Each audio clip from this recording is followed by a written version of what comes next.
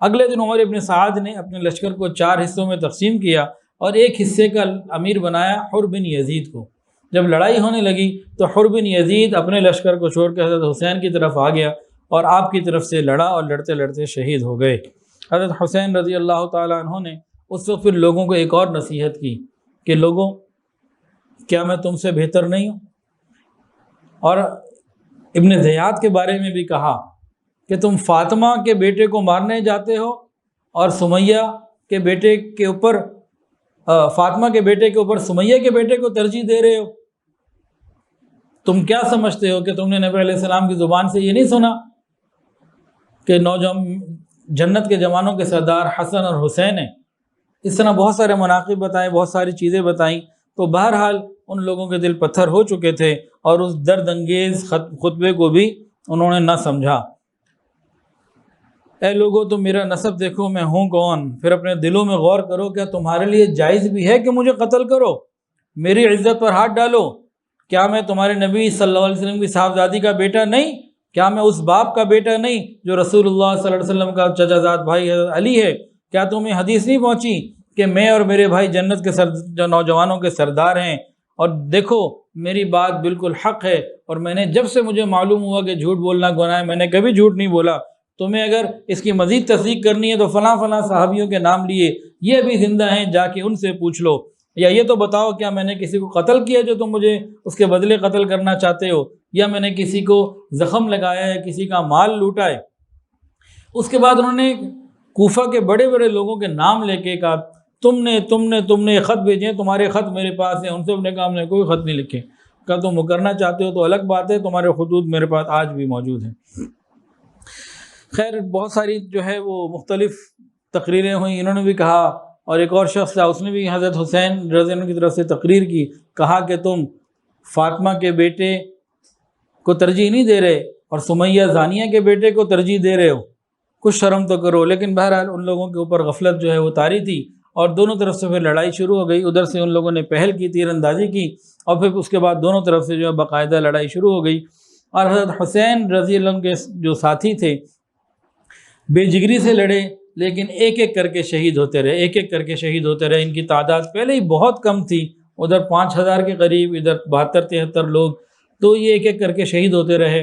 اور ہر آدمی کی خواہش یہ ہوتی کہ حضرت حسین رضی اللہ عنہ کے سامنے آ کے شہید ہو، تاکہ ان کی آنکھیں بھی ٹھنڈی ہوں قیامت کے دن، کہ کہہ سکیں اللہ تیرے نبی کے نواسے کو بچانے کے لیے جان قربان کر کے آیا۔ اس جذبے کے ساتھ وہ آتے اور شہید ہوتے۔ ہر ایک کی خواہش یہی تھی کہ میں حضرت حسین رضی اللہ عنہ سے پہلے شہید ہو جاؤں، ان کو بچاتا ہوا شہید ہو جاؤں۔ اسی لڑائی کے اندر ظہر کی نماز کا وقت آ گیا، جو ہم نے ہو سکتا ہے آج بھی نہ پڑھی ہو، کل بھی شاید نہ پڑھے، تو پرواہی کوئی نہیں، نماز جمعہ تو پڑھ لیتے ہیں، مسجد بھری ہوتی ہے، جگہ نہیں ہوتی۔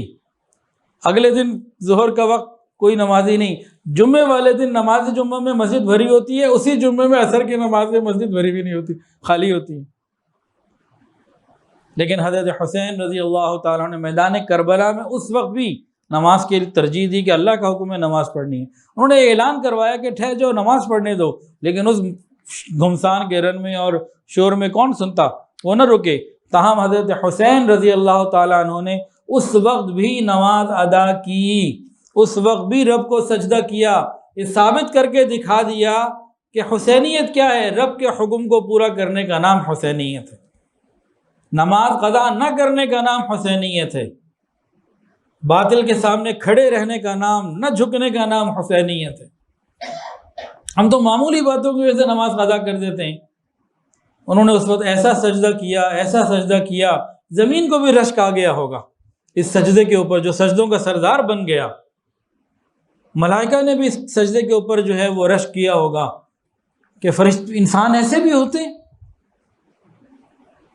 تو انہوں نے عملی طور پر امت کے نوجوانوں کو یہ سبق دے دیا کہ اللہ کا حکم ہر حال میں پورا کرنا ہے، چاہے ہر طرف تلواریں چل رہی ہوں، تیر برس رہے ہوں اور نیزے چل رہے ہوں، کچھ بھی حال ہو، اللہ کا حکم پورا کرنا، نماز قضا نہیں کرنی۔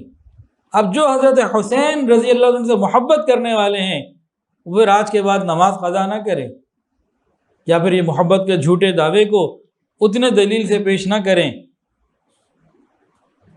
کہ جی ہم بڑی محبت کرنے والے، کم سے کم اپنی غلطیوں کو ہم تسلیم کرنے والے بنے۔ تو جتنے بھی ساتھی تھے ہر ایک کی خواہش یہ تھی کہ حضرت حسین رضی اللہ عنہ کے سامنے میں شہید ہوں، تاکہ قیامت کے دن اللہ کو جا کے کہہ سکوں اللہ تیرے نبی کے نواسے کو بچاتے ہوئے شہید ہو کر آیا ہوں، اللہ مجھے نبی کی شفاعت عطا فرما، اپنی رحمت عطا فرما۔ جہاں جذبے ہوتے ہیں وہاں معاملات کچھ اور ہوتے ہیں۔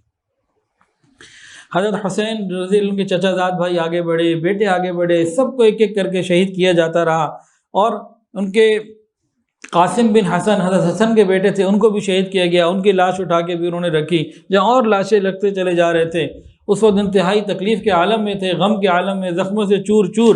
اپنا چھوٹا دودھ پیتا بچہ وہ بلوایا، اپنی گود میں رکھا، اس کو پیار کر رہے ہیں، ظالموں نے اس بچے کو نہ چھوڑا، تیر مارا جو سیدھا اس بچے کے گردن یا چہرے پہ لگا، وہ بچہ بھی شہید ہو گیا۔